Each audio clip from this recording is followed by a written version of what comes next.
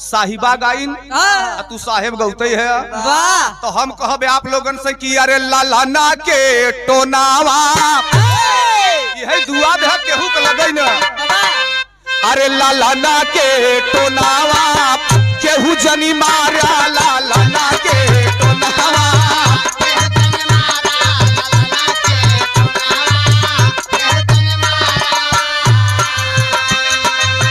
देही के गो दुआ हो देही करके दुआ हो भाग सबके जा जा लालाना के।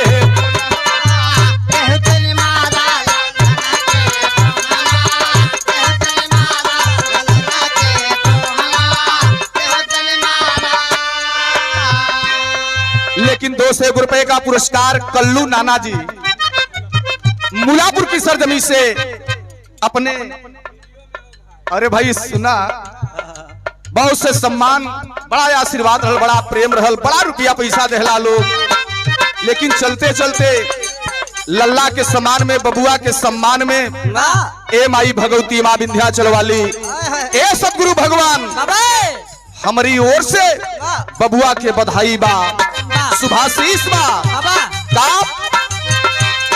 अमरा रहा लालाना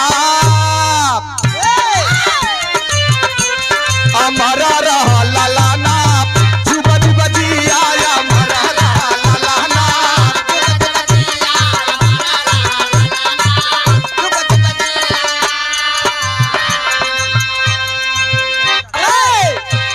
अमरा रहा लालाना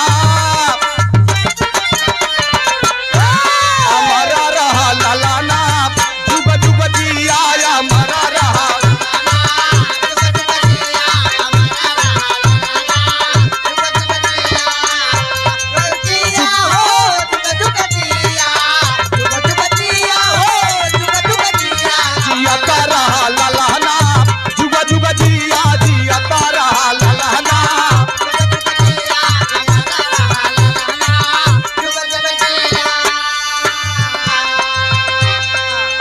बड़ी सुंदर लाइन बड़ा सुंदर भाव रहल सब कुछ सुनबे कैला।